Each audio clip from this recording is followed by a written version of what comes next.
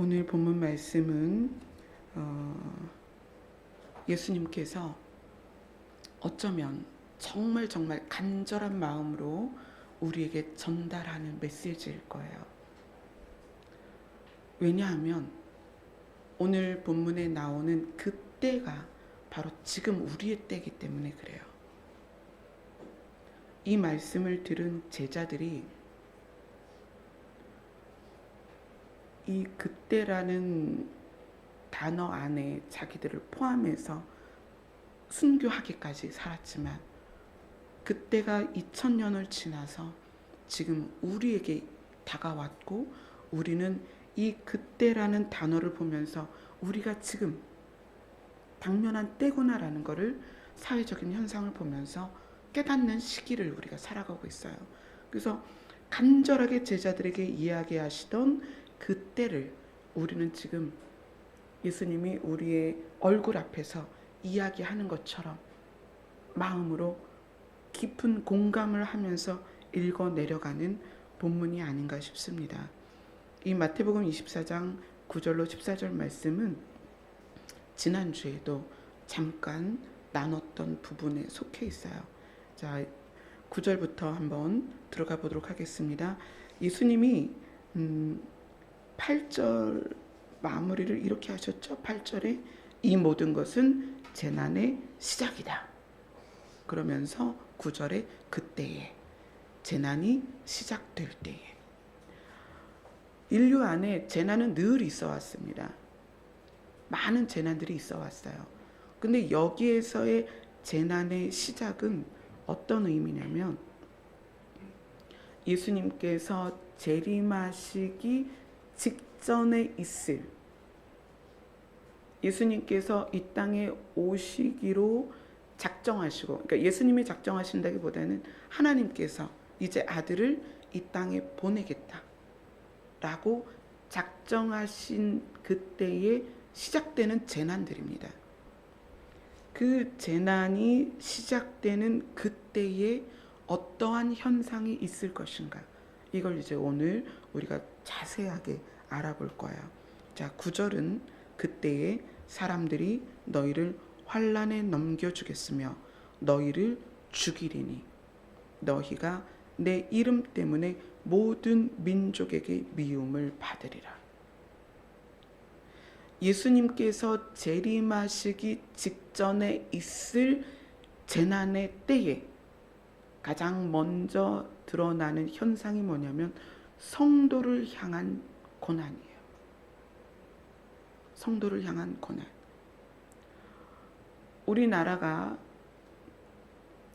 개화기 때 선교사들이 우리나라에 들어와서 복음을 전하고 그럴 때도 고난이 있었죠. 성도들의 고난이 복음이 전해지면서 많은 고난이 있었고 6.25 때는 6.25 때대로 또 북한이 우리나라를 침략했을 때 가장 먼저 한 게 뭐예요? 교회를 불태우고 믿는 자들을 그 전에는 이제 일제 점령기 때 일본 군인들이 제일 많이 탄압했던 게 기독교인들이죠.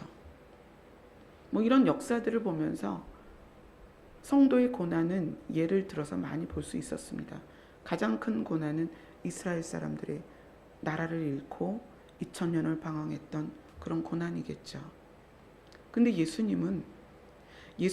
예수님께서 이 땅에 다시 오시기 직전에 있을 재난의 첫 번째 조건을 뭐라고 얘기하셨냐면 성도의 고난이다. 너희가 내 이름 때문에 미움을 받을 것이다. 예수님이 재림하시기 직전에 있을 성도의 고난에 대해서 예수님이 이 부분 말고 좀 더 자세히 풀어주신 부분이 있어요. 마태복음 10장으로 한번 가보겠습니다.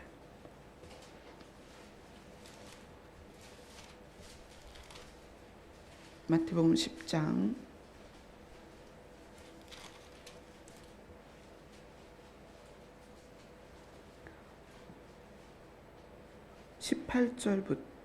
16절부터 22절까지입니다.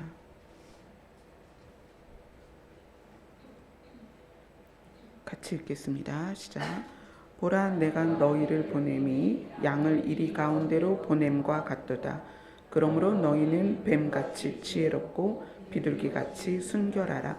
사람들을 삼가라. 그들이 너희를 공회에 넘겨주겠고 그들의 회당에서 채찍질을 하리라. 또 너희가 나로 말미암아 총독들과 임금들 앞에 끌려가리니 이는 그들과 이방인들에게 증거가 되게 하려 하심이라. 너희를 넘겨줄 때에 어떻게 또는 무엇을 말할까 염려하지 말라.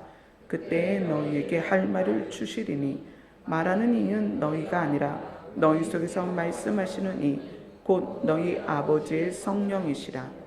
장차 형제가 형제를 아버지가 자식을 죽는 데에 내주며 자식들이 부모를 대적하여 죽게 하리라. 또 너희가 내 이름으로 말미암아 모든 사람에게 미움을 받을 것이나 끝까지 견디는 자는 구원을 얻으리라. 아멘. 이것이 성도가 당할 환난을 예수님이 말씀하신 부분인데 여기에서 끝까지 견디는 자는 구원을 얻을 것이다. 성도들에게 믿음을 끝까지 지키면 너희가 구원을 얻을 것이다. 이렇게 얘기를 해요. 여기에 나오는 너희가 믿음을 내 이름으로 말미암아 모든 사람에게 미움을 받을 것인데 끝까지 견디면 구원을 받을 것이다 라고 말한 마태복음 10장과 오늘 본문 마태복음 24장에서 너희가 내 이름 때문에 고난을 받을 것이다. 그러나 끝까지 견디면 구원을 얻을 것이다 라고 말씀하신 것과 어떤 차이가 있냐면 마태복음 10장은 세례 요한이 옥에 갇혔을 때예요. 그러니까 예수님이 이 땅에 새 생명으로 복음으로 오실 길을 예비한 세례 요한이 잡혀서 옥중에 있을 때입니다. 세례 요한이 죽기 전, 바로 전이죠. 옥중에 있다가 목이 베어져서 죽었잖아요.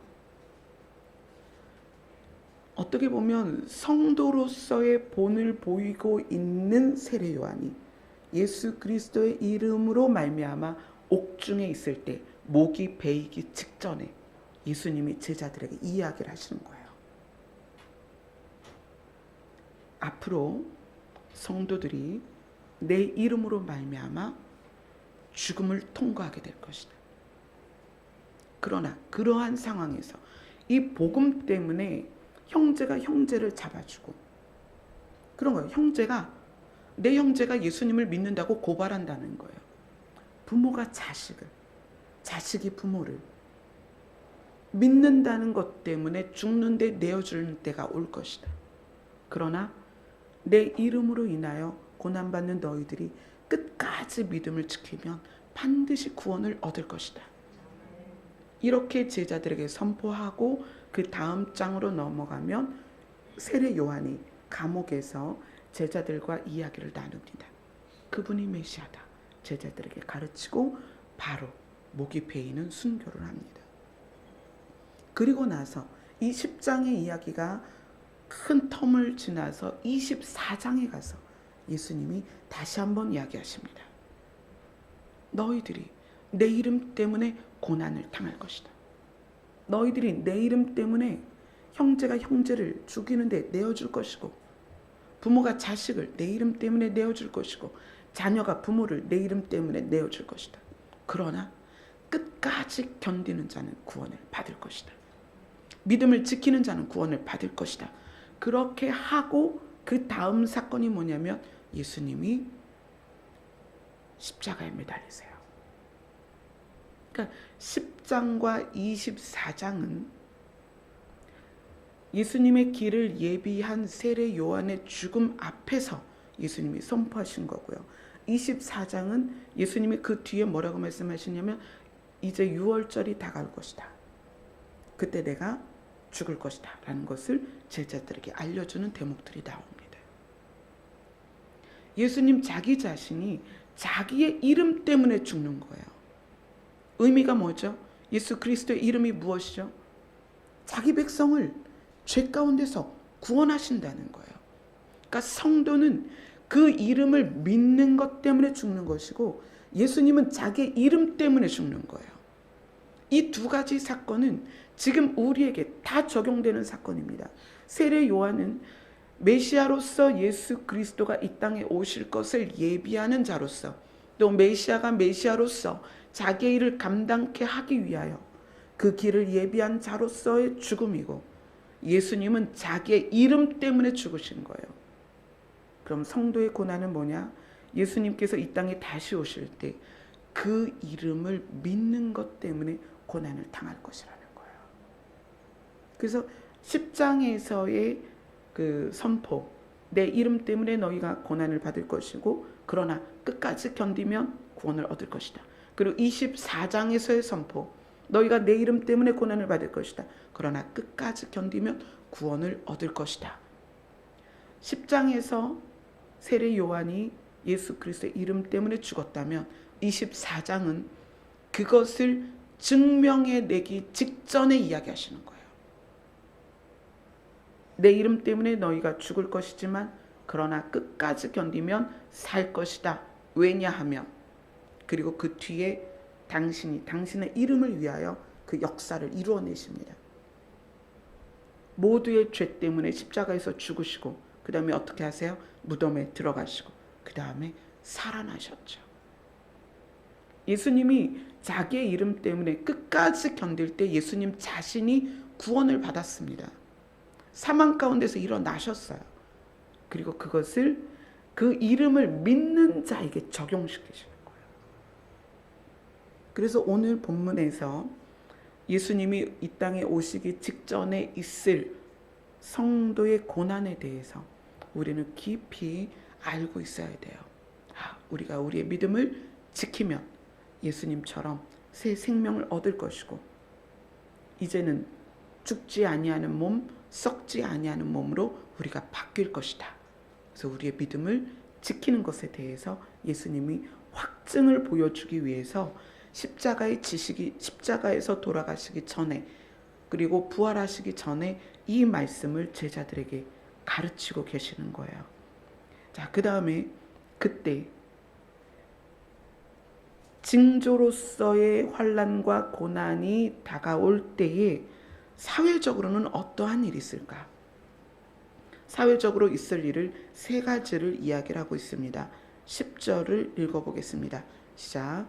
그때에 많은 사람이 실족하게 되어 서로 잡아주고 서로 미워하겠으며. 자, 이 부분은 내 이름 때문에 받는 미움하고는 좀 달라요. 예수님 이름 때문이 아니라 10절, 11절, 12절은 예수님이 이 땅에 오시기 직전에 이 세상의 모습을 가르쳐 주는 거예요. 성도뿐만 아니라 세상에 속한 사람들까지도 함께 경험할 일들인데, 어떤 거냐면 첫째가 많은 사람이 실족하게 된다. 이 실족이라는 거는 발이 미끄러지는 걸 말하는 거예요. 그죠? 실족이 뭐예요? 발이 미끄러지는 거예요. 그걸 실족하면 어떻게 돼요? 발이 미끄러지면 넘어지죠. 방송팀 여기 하우링이 너무 심해요, 지금. 예, 조금만 줄여주세요. 네. 이 많은 사람이 실족하게 된다. 그 발이 미끄러져서 넘어지는데 현상은 어떤 거냐면 서로 잡아주고 서로 미워하겠다 이래요. 이건 무슨 얘기냐면 마음의 균형을 잃어버리는 거예요. 예수님이 오시기 직전 이 사회는 어떤 모습이냐? 사람들의 마음의 균형이 무너진다. 그러니까 마음이 균형이 무너진다는 것을 조금 더 직접적인 표현을 하자면 마음이 삐뚤어지는 거예요. 마음이 삐뚤어진다. 균형을 잃었으니까 마음이 삐뚤어지죠. 그래서 마음의 균형을 잃고 마음이 삐뚤어지니까 서로 잡아준다는 건 뭐냐면 서로 고소하고 고발하고 송사하고 서로를 미워하고 원망한다는 거예요. 너 때문에 이렇게 됐어. 그럼 어떻게 돼요? 고발하는 거예요. 법으로 고발하는 거예요. 원망하는 거예요. 미워하는 거예요. 이것이 가족 간에, 형제 간에, 부부 간에 그러한 일들이 생긴다는 거예요. 그리고 서로 미워하겠으며, 마음의 균형을 잃으면 자기에게 일어나는 일들에 대하여 다른 사람에게 책임을 전가합니다. 너 때문에 이렇게 됐어. 너만 아니었으면 이런 일이 없었을 텐데. 그러니까 부모가 원망스러운 거예요. 부모가 나를 이렇게 낳았어. 또는 내가 태어나 보니까 이런 부모야. 그게 미흡고 원망스러운 거예요. 또 부부 사이에서 내가 너 만나서 내 꼴이 이렇게 됐어. 내가 너 때문에 이렇게 불행해졌어. 자식을 낳아서도 그래요. 내가 너만 안 낳았으면 내가 이런 고생을 안 했을 텐데. 내가 너 낳고 이렇게 됐어. 이게 다 뭐예요? 미움이에요. 이게 서로를 잡아주는 거예요. 어떻게? 고난의 원인에다가 상대를 묶어버리는 거예요. 여러분, 자기가 당하는 고난을 남에게 묶어버리면 그 고난은 해결이 되지 않습니다. 왜 그럴까요? 그 상대가 사라지기 전까진 이 고난이 계속 지속이 돼요. 해결이 되지 않아요. 그 사람이 원인이니까. 그러면 돌아가신 부모에게 자기의 고난을 원인으로 삼는다면 돌아가셨으니까 어떻게 돼요? 이젠 영영 해결할 방법이 없는 거예요. 이 사람은 죽을 때까지 원망하고 미워하며 죽는 거예요. 그런데 이 시대가 그렇다는 거예요. 마음의 균형을 잃는다. 이건 선한 양심을 잃는 거예요. 선한 양심을 잃어버리니까 문제가 나에게 있다고 생각하지 않는 거예요. 다 남의 탓을 하고 상대방에게 내 문제를 결부시켜서 묶어버려요.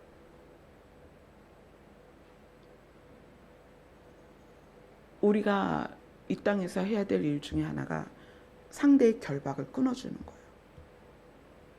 상대의 결박을 끊어주는 건 어떤 거냐면 내가 탓하던 것을 끊어내야 돼요.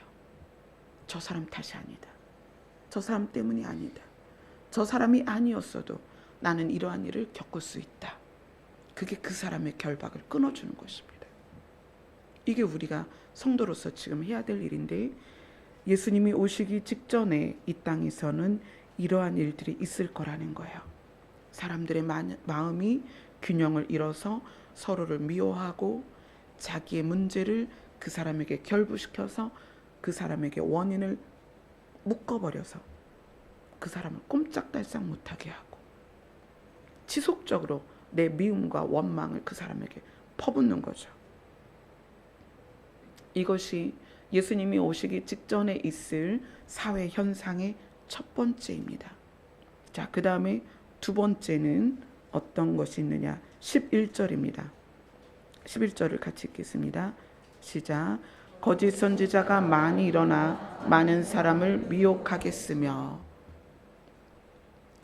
거짓 선지자가 나타나는 것이 중심이 아니에요. 이 문장은. 교회가 진리를 잃었기 때문이에요. 첫 번째 현상이 마음의 균형이 사라지는 때라면 두 번째 현상은 교회에서 진리가 사라지는 거예요. 교회에서 진리가 사라지니까 이 여기서 나오는 거짓 선지자는요, 다 교회에서 시작돼요. 지금 신천지, 통일교, 여호와의 증인 다 어디서 출발해요? 교회에서 출발했어요. 그런데 왜 그것이 가능하죠? 교회에 진리가 사라져가기 때문에 그래요. 교회에서 진리이신 예수 그리스도를 바르게 선포하지 않으니까 거짓 선지자들이 생겨나는 거예요. 그리고 그들이 달콤하게 속삭이는 거에 교회 안에 있던 사람들이 미혹이 되는 거예요. 예수 그리스도를 바르게 알고 있다면, 우리에게 구원을 주시는 하나님을 바르게 알고 있다면 미혹되지 않습니다. 그런데 교회가 교회 조직을 위해서, 목회자 자신을 위해서, 교회가 추구하는 방향을 위해서 강단에서 연설을 하는 거죠. 말씀이라고 할 수가 없죠. 성경 말씀을 섞어서 의도된 방향을 이야기하는 거예요. 의도된 목적을 이야기하는 거예요. 의도된 내용을 이야기하는 거예요. 그러니까 그러한 것을 듣고 그것이 전부인 걸로 알고 지내던 교회 내의 성도들이 거짓 선지자에게 미혹이 되는 거예요.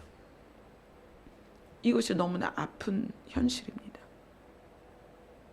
거짓 선지자가 나쁜 것이 아니라 성전에서 주인 되시는 예수 그리스도를 알리지 않고 그분을 가르치지 않고 진리가 선포되지 않기 때문에 거짓 선지자가 나오는 거고요.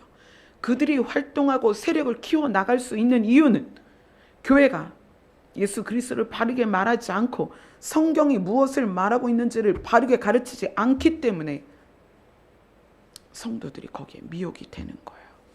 그래서 예수님이 오시기 직전에 있을 사회 현상들은 교회 내에서 진리가 사라지는 거예요. 그러니까 어떻게 돼요? 목사라는 사람이 동성애를 지지합니다. 그럴 수가 있을까요? 절대 그럴 수 없습니다. 교회 내에서 오만 잡다한 종교들이 모여서 연합을 꿈꿉니다. 그게 뭐예요? WCC예요. 부산 집회에서 어떤 일이 있었습니까? 무슨 선앙당 나무 같은 거 만들어 놓고 리본 잔뜩 걸어 놓고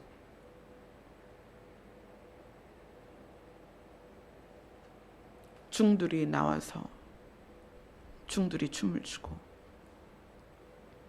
오만 잡것들이 나와서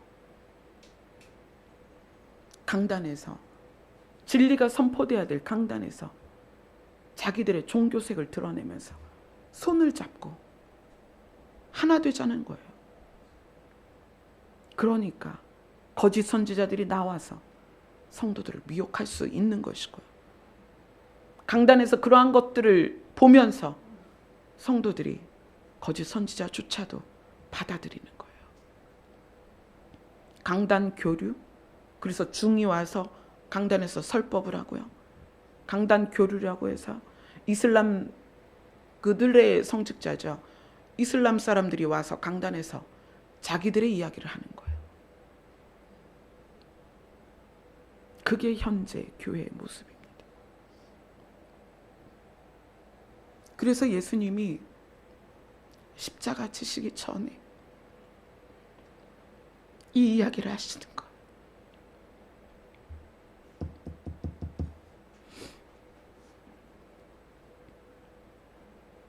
지금 우리가 그런 때를 살고 있어요.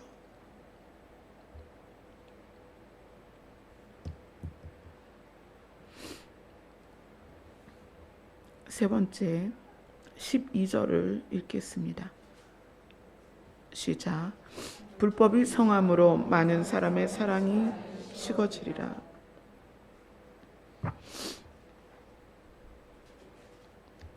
불법이라는 것은 법에 어긋난 걸 말하는 거예요. 불법이 성하는 것과 사람의 사랑이 식어지는 것이 왜 관련이 있을까요? 사람들이 법에 어긋나기 시작하는 것이 왜 사랑이 식어지는 것과 연결이 될까요? 여기서 법은 하나님의 법과 세상의 법을 통틀어서 말합니다. 우선 하나님의 법을 생각해 볼까요? 교회 안에서 교회가 하나님의 법을 잃기 시작하면 교회가 세상의 법도 어깁니다. 교회가 하나님의 법을 잃어버리면 가장 먼저 세상의 법을 어겨요. 그리고 강단에서 말씀이 선포됩니다. 그러면 철석같이 목회자를 추종하고 믿었던 성도들이 실망하는 단계가 와요. 대형 교회들이 무너지는 이유는 철석같이 교회를 믿고 목회자를 믿어서 그 교회에 적을 두고 수십 년 재물을 드리고 정성을 드리고 힘과 노력을 다해서 교회를 이루어갔는데 어느 날 보니까 교회가 불법으로 건축하고 불법으로 자녀에게 교회를 양도하고 목회자가 불법으로 재산을 증식하고 이런 걸 보는 거예요. 그걸 본 성도들이 교회 문을 나가면서 내가 다시는 어떤 목사도 믿지 않겠다. 신뢰가 사라지는 거예요. 사랑은 신뢰가 기본입니다. 여러분이 사랑하는 사람이 있다면 그 사람에 대해서 이런 신뢰가 있을 거예요. 내가 아플 때 옆에 함께 있어줄 것이고, 내가 눈물을 흘릴 때 나의 눈물을 닦아줄 것이고, 내가 두려워 떨 때 나를 안아줄 것이고, 사랑하는 사람에 대한 그것이 신뢰입니다. 서로 사랑한다면, 교회를 사랑했고 목회자를 사랑했고 이 공동체를 사랑했던 사람들이 신뢰가 깨지는 거예요. 불법은 신뢰를 사라지게 합니다.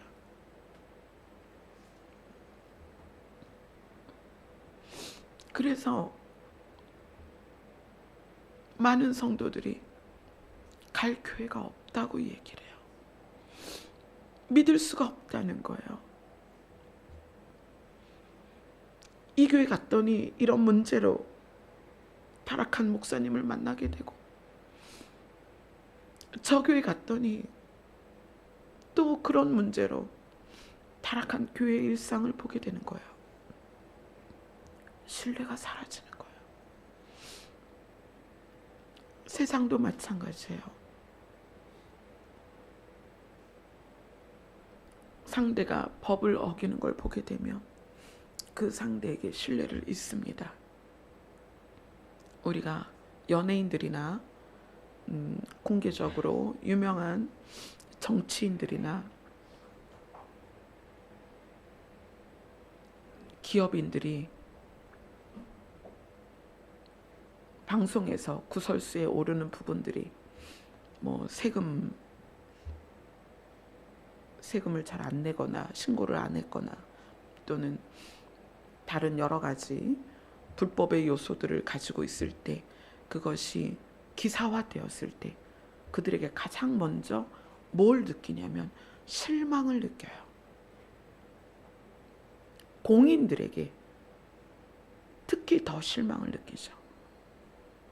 그래도 저 사람은 깨끗한 이미지였는데, 그렇게 우리가 말하잖아요. 저 사람이 그렇다니. 그러면서 정치인들에게, 연예인들에게, 경영인들에게, 일반인들이 실망을 하죠. 그리고 뭐가 되는 거예요? 신뢰가 또 사라지는 거예요. 신뢰가 사라지면 사랑을 할 수가 없어요. 그래서 오늘 말씀에 그렇게 말하는 거예요. 불법이 많아짐으로 하나님의 법을 어기는 교회와 하나님의 법을 떠나는 성도와 하나님의 법을 떠나는 목회자들이 많아짐으로, 또 사회의 도덕적이고 윤리적인, 또 사회의 성문화된 법을 어기는 사람들이 많아짐으로 무엇이 사라지느냐? 신뢰가 사라진다. 그렇기 때문에 나타나는 현상이 무엇이다? 사랑이 식어진다는 거예요. 애초에 사랑이 없다는 게 아니에요. 다 사랑했었어요. 얼마나 많은 사람들이 교회를 사랑했고, 얼마나 많은 사람들이 목회자를 사랑했어요. 얼마나 많은 사람들이 이 공동체를 사랑했냐고요. 그 사랑이 식어진다는 거예요. 우리나라 대한민국이 2002 월드컵 때 생각해 보세요. 우리 둘째 아이가 2001년생이에요. 그 아이가 누워있을 때 2002 월드컵이 있었습니다. 그때는 함께 대한민국을 외쳤어요. 그러나 2018년이 된 지금 우리나라는 두 쪽이 났어요.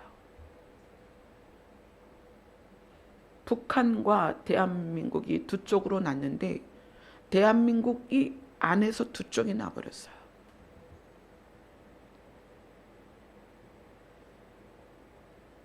불법이 자리를 잡도록 허용한 교회 때문에 대한민국이 불법에 의하여 두 쪽이 나버린 거예요. 그래서 8월 15일 날 그 아름다운 날에 한쪽에서는 태극기를 흔들고 한쪽에서는 이석기를 석방하라는 거예요. 지금 이것이 우리나라의 현 주소입니다. 두 쪽 나버린 우리나라의 현 주소란 얘기예요. 한쪽에서는 동성애를 반대하고 서울시장은 동성애를 공개적으로 행사를 하라고 허락을 했습니다. 광화문 거리에서 벌거벗은 남녀들이 축제를 즐겨도 누구도 그것을 제지하지 못합니다.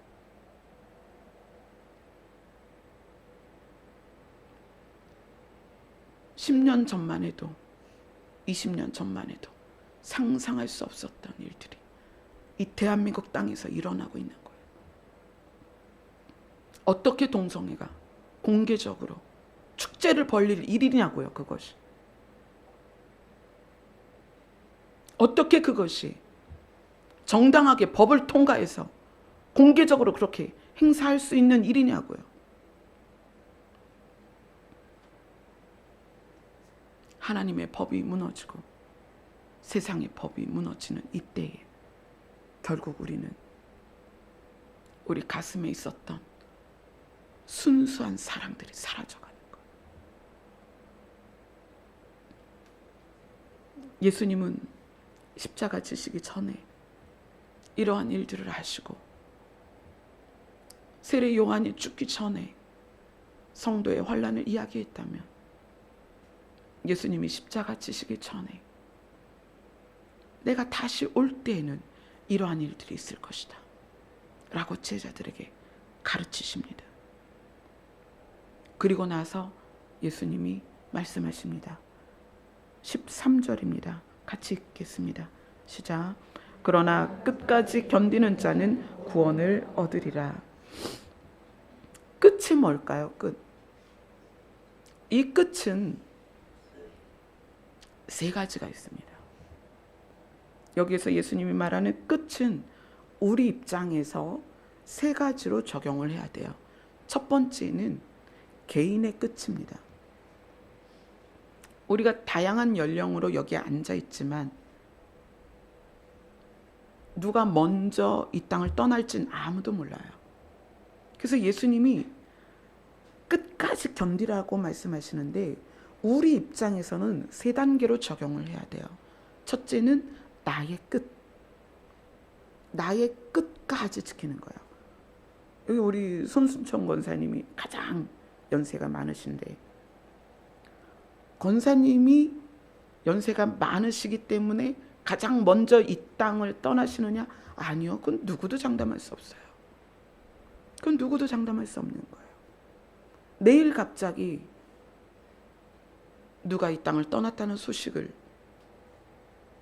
여러분들이 들을 수도 있고 제가 갑자기 오늘 밤에 떠났다고 여러분이 들을 수도 있는 거예요.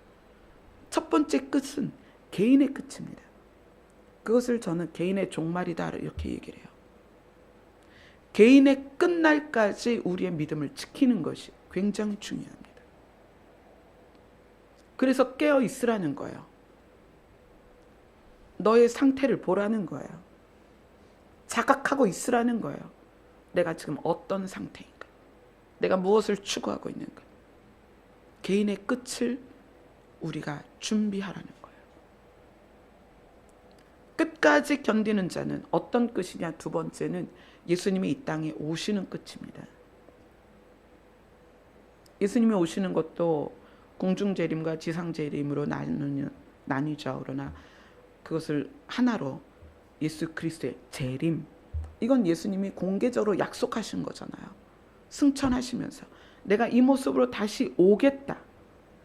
그 오겠다라는 시점이 우리 역사 안에 반드시 있을 것입니다. 그렇다면 우리가 살아있는 동안에 그분이 오신다면 그것이 우리 성도의 끝입니다. 그럼 오실 때까지 우리가 우리의 상태를, 구원받은 상태를 지켜내야 되는 거예요. 예수님과의 관계를 지켜내야 됩니다. 언제까지? 예수님이 이 땅에 오실 때까지. 자, 그 다음에 세 번째 끝은 뭘까요? 하나님께서 새하늘과 새 땅을 이루어내시는 때가 옵니다. 그러면 그때는 처음 땅과 처음 하늘이 어떻게 돼요? 사라지죠. 없어져요. 그것이 히스토리, 하나님의 이야기가 시간에서 전개되는, 그러니까 시간이 지속되는 마지막의 끝입니다. 새하늘과 새 땅 전에는 하나님께서 시간을 진행시키면서 그분의 이야기를 이어가십니다. 그러나 새하늘과 새 땅이 오면 시간의 공간은 끝이 나요. 그 끝까지 우리의 믿음을 지켜내야 되는 거예요. 왜냐하면 예수 그리스도의 재림 시에 우리 중에 누군가는 자기의 믿음을 지키고 있지 못할 수 있다는 거예요. 그럼 그가 경험하는 시기가 또 있습니다. 불신자가 지나야 될, 믿음을 지키지 못한 자가 지나야 될 기간이 있다는 얘기예요.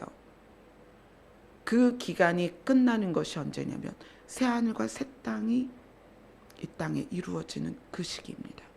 그래서 우리가 세계의 끝을 기억하고 우리가 가장 먼저 직면하는 것은 개인의 종말과 예수 그리스도의 오심이죠. 그래서 이 두 부분에 대해서 여러분이 끝까지 자기의 믿음을 지키셨으면 좋겠습니다. 아멘. 그러면 여기까지 이야기를 하고 말면 우리에게 교훈이 안 돼요. 알긴 알았는데 어떻게 견뎌내냐는 거예요. 끝까지 견디는 자는 구원을 얻을 것이다. 그 견딤이 어디에 나오냐면 고린도전서에서 나와요. 고린도전서 13장에서 그 견딤이 나옵니다. 한번 볼까요?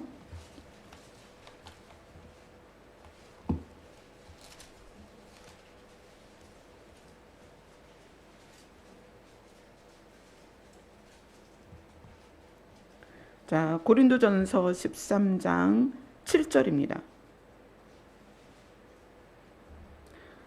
우리가 그냥 4절부터 같이 읽죠. 4절부터 7절까지 같이 읽습니다.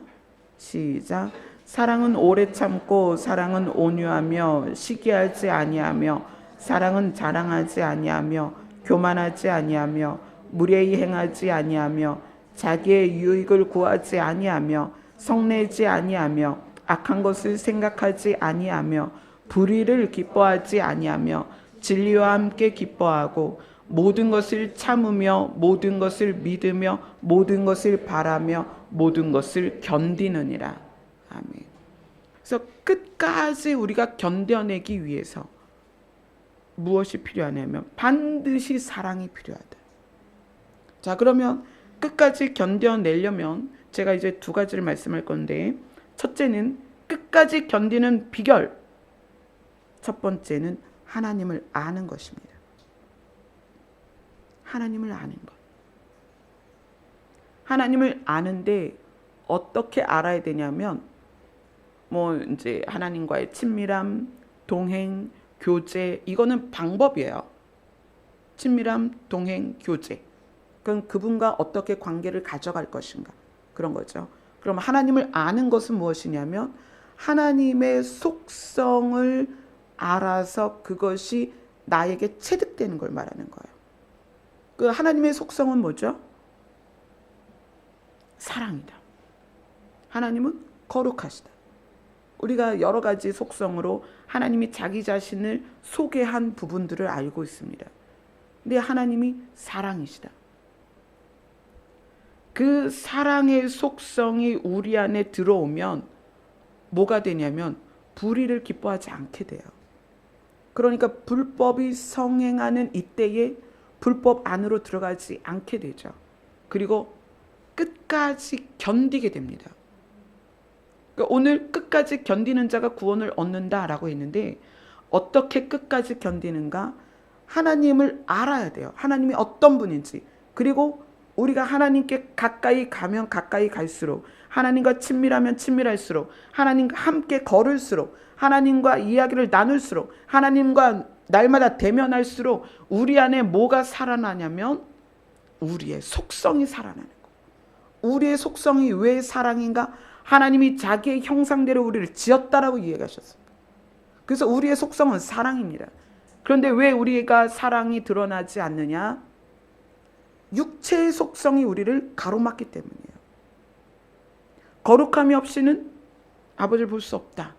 그래서 거룩이 무엇이다? 아버지께 가까이 가는 것이다. 거룩하신 그분께 가는 것이다. 그런데 우리가 거룩하신 그분께 가까이 가면 갈수록 우리의 육체의 속성이 벗어지고 우리에게 기본적으로 하나님이 넣어주신 하나님의 속성, 사랑이 드러나게 되는 거예요.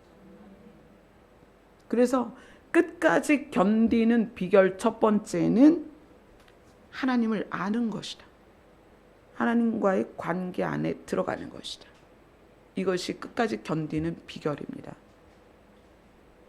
근데 이것도 되게 추상적이잖아요. 그죠? 이걸 개념으로 알고 있으면 실제가 안 돼요.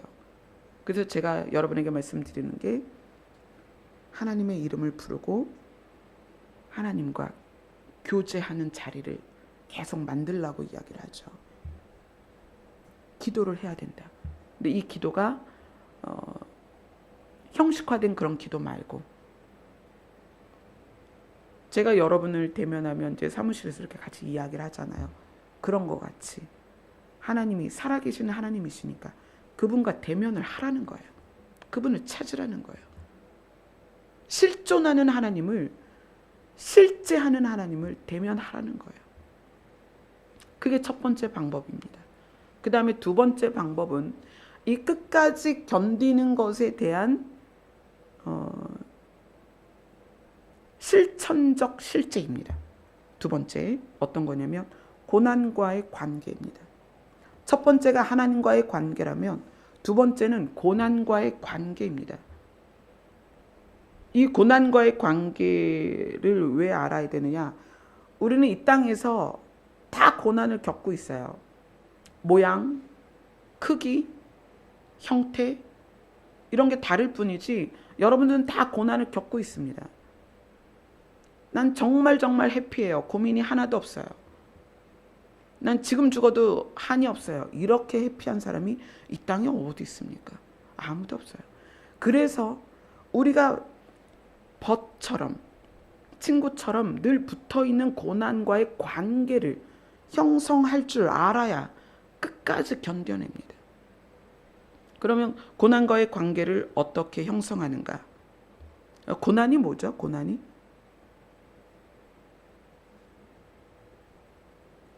고난은 이런 거죠. 괴롭고 어렵게 느껴지는 일들이에요. 고난은. 굉장히 구체적인 거예요. 그게 뭐 관계의 문제든지 아니면 상황의 문제든지 물질의 문제든지 또는 내 내면의 문제든지 이 고난이라는 것은 나를 괴롭히는 문제고 나를 아주 어렵게 하는 그런 문제죠. 그러면 이 고난과의 관계를 형성하는 것을 이렇게 해드릴게요. 첫 번째는 고난과의 관계를 형성할 때 고난을 두 가지로 나누셔야 돼요. 주관적 고난과 객관적 고난입니다. 자, 주관적 고난은 나에게 괴롭힘을 주는 게 무엇인가를 여러분이 찾아보셔야 돼요. 나를 괴롭히는 게 뭔가? 물질의 문제? 아니면 관계의 문제? 아니면 관계도 여러 가지죠. 남편, 아내, 자녀, 부모, 친구, 동료 많죠.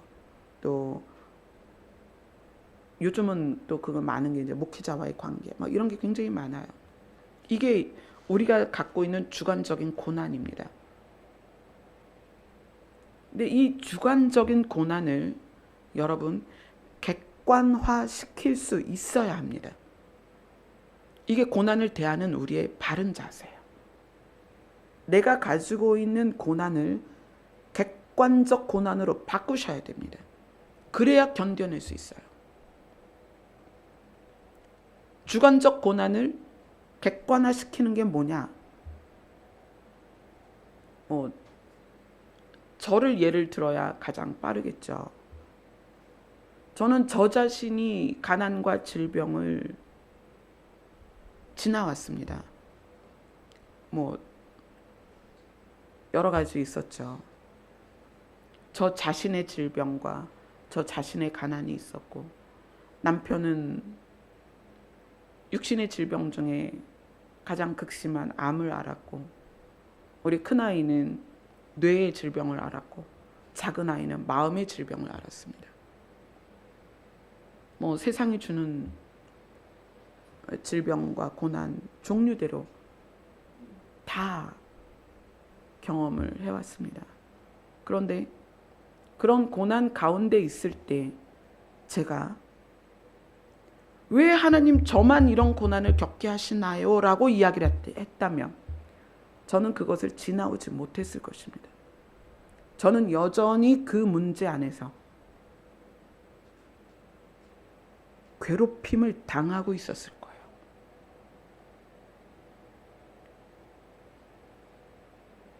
도대체 나는 왜 이런 일을 겪어야 됩니까? 그러나 제가 고난을 객관화시켰다는 건 어떤 거냐면, 다른 사람들의 고난을 보는 거예요. 아, 저 사람은 저런 고난도 있구나. 아, 저 사람은 저런 고난도 있구나. 고난을 비교해서 내 고난을 작게 느끼라는 게 아닙니다. 고난이 얼마나 다양한지를 보라는 거예요. 소말리아에서 태어난 아이들은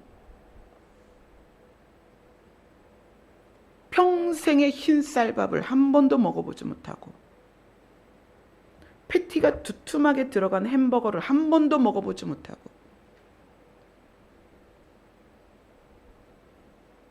맑은 유리잔에 맑은 물을 한 모금도 먹어보지 못하고, 소말리아라는 땅을 벗어나지도 못하고 자기에게 주어진 일생을 마치는 아이들이 얼마나 많은지 몰라요.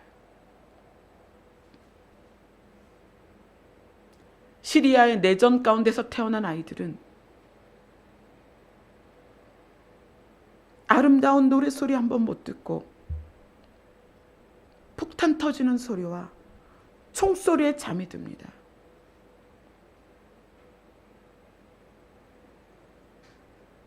그 아이들은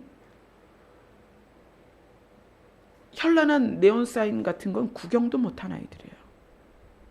그런데 그 아이들이 그 뿌연 연기 속에서 그 생명이 사라져가요.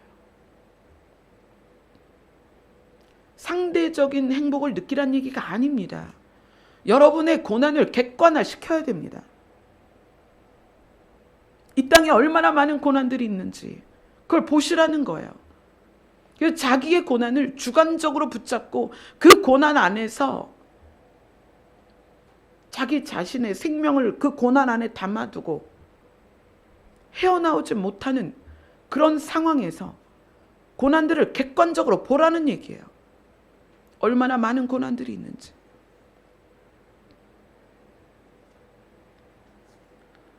고난과의 관계에 바르게 형성하려면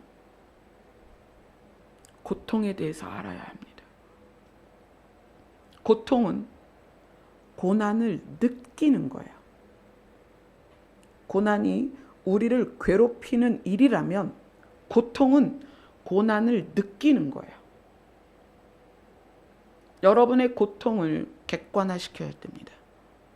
모든 사람은 내가 가장 괴롭다라고 생각합니다. 내가 가장 고통스럽다라고 생각합니다. 그게 주관적 고통이에요. 과연 그렇습니까? 여러분이 느끼는 고통이 가장 아픈 고통일까요? 여러분의 고통을 객관화시키세요. 얼마나 많은 사람들이 얼마나 많은 종류의 고통 가운데 있는지를 보셔야 됩니다. 여러분, 지금 우리 성전에는 휠체어 타고 오신 분이 없어요. 그게 너무 죄송해요. 왜냐하면 우리 교회 구조가 휠체어가 들어올 수 있는 구조가 아니니까. 여러분이 무심코 두 발로 걸어가지만 누군가에게는 평생에 단 한 번도 경험하지 못한 것이 두 발로 걷는 거예요. 제가 장골염으로 일어나지 못할 때 남편한테 그런 얘기를 했어요. 내가 두 발로 교회를 갈 수 있을까?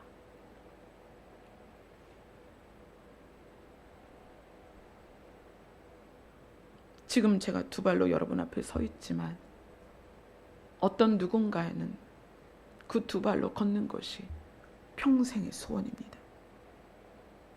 그래서 두 발로 세상을 살지 못하는 그 고통을 평생을 안고 살아가는 거예요. 여러분이 느끼는 고통을 객관화시키셔야 합니다. 그 주관적 고통 안에서 계속 머물러 있으면 여러분 견디지 못합니다. 끝까지 견딜 수가 없어요. 어제 중보기도 시간에 우리 큰아이가 방언이 회복이 됐어요. 얼마나 감사한지 몰라요. 중학교 때 받은 방언이 그동안 아프면서 알 수 없었던 상황이었지만 어제 기도의 시간에 방언이 회복이 됐어요. 둘째 아이가 새벽에 그러는 거예요. 엄마, 나 11시 예배 나가고 싶어. 지금 없어요, 사실은. 시작이 반이라고 하니까 반걸음 왔습니다. 그 아이가 마음이 아픈 시간 동안에 제가 할 수 있는 게 아무것도 없었어요. 그냥 어미로서 그 아이를 품에 안을 수밖에 없었어요. 근데 그 아이가 엄마 예배 드리고 싶어. 그렇게 얘기를 하는 거예요. 그래. 언제 예배 드릴래? 그랬더니 친구 데리고 11시까지 갈게. 그러더라고요. 비록 여기 없지만 그렇게 말하는 그 고백이 얼마나 감사한지 몰라요. 그 아이가 학교를 자퇴하고 많은 시간을 방에 불을 다 꺼놓고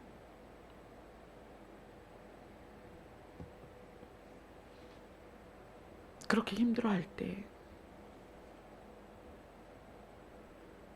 그 아이를 나무래고 혼내는 게 아니라 그 아이의 고통을 보는 거거든요. 이 아이가 빛 가운데로 나오지 못하는 그 아이의 고통을 이해하고 기다리는 거예요. 그 아이가 자기 발로 빛을 향해 나오기를 기다리는 거예요. 우리 큰아이도 제가 우리 찬미가 이렇게 찬양을 잘하는 줄 몰랐어요. 옆에서 찬양을 하는데 찬양 소리가 아주 아름다워요.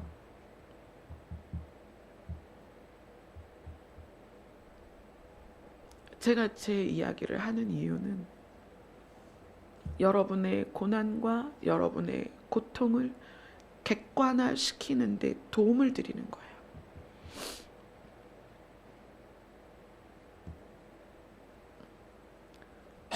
주관적 고난과 주관적 고통 안에서 머물지 마세요. 견딜 수 없습니다. 그러면 반드시 고통을 객관적으로 보셔야 됩니다. 자기의 고통을, 고난을 객관화시키셔야 됩니다. 그리고 하나님과의 관계 안에 들어갈 때 자기의 고난과 바른 관계를 갖고 하나님과 바른 관계 안에 있을 때 우리는 어떤 사람이 되느냐? 끝까지 견디는 사람이 되는 거예요. 우리의 인생의 끝이든지 주님이 우리에게 다시 오시는 그 재림의 끝이든지 우리가 끝까지 견딜 때 하나님이 약속하셨습니다. 예수님이 2번이나 우리에게 말씀하셨어요. 끝까지 견디는 자는 구원을 얻으리로다. 아멘. 너무 기쁘잖아요. 끝까지 견뎠는데 아무 결론도 없어. 그건 정말 슬프죠.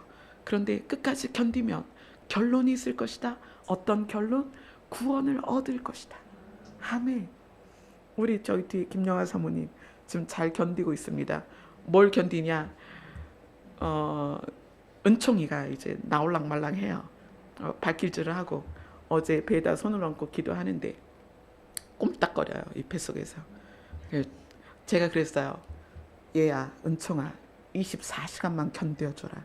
왜냐하면 어제 기도받을 때가 5시 좀 넘었을 때인데 오늘 2시 예배에 전도사님이 설교를 하시거든요. 근데 설교 전에 은총이가 나와버리면 전도사님이 또 달려가야 되잖아요. 저기 어디로 가야 되는데. 그래서 제가 은총이한테 부탁을 했어요. 얘야, 너 세상에 나오고 싶은 건 아는데 24시간만 견뎌줘라. 그 다음에는 뭐 언제든지 나와도 되는데 네 아빠가 설교해야 되거든. 좀만 견뎌줘라. 그렇게 어제 기도를 했어요. 근데 이제 우리 사모님 앉아 계신 거 보니까 은총이가 아주 열심히 지금 뱃속에서 견디고 있는 거예요. 그렇게 견디다가 세상에 나오는 거죠. 우리가 끝까지 견디면 하나님의 나라에 갑니다. 그 아름다운 나라에 가요. 눈물도 없고 아픔도 없고 슬픔도 없고 어둠도 없고 근원의 빛과 근원의 생명이 숨쉬는 그 아름다운 곳으로 가요. 그래서 예수님이 말씀하시는 거예요. 끝까지 견뎠으면 좋겠다. 내가 이 땅에 올 때 이러한 일들이 있을 거야. 미리 얘기해 주시는 거예요. 얼마나 친절하세요? 내가 도둑같이 올 거야? 그리고 아무것도 안 알려줬으면 그 도둑같이 오는 게 알림이 없잖아요. 분명히 도둑같이 올 거야 하면서도 마음에 우리를 사랑하시니까 그런데 이런 일이 있을 거야 라고 우리에게 정말 자세하게 설명을 해주시죠. 끝까지 견딥시다. 아멘. 끝까지 견딥시다. 아멘. 그리고 우리 모두 우리가 늘 이야기하는 것처럼 하나님의 나라에 함께 갑시다. 아멘. 기도하겠습니다. 끝까지 견디는 자는 구원을 얻을 것이라고 말씀하셨습니다. 우리의 견딤이 억지로가 아니라 아버지와의 동행 안에서 주님의 사랑 안에서 넉넉히 견디어지는 견딤이 되게 하시고 견디다가 낙심하여 실족하는 것이 아니라 주의 오시는 그날까지 끝까지 견디는 우리의 믿음이 되게 하여 주시옵소서. 예수님 이름으로 기도드리옵나이다. 아멘.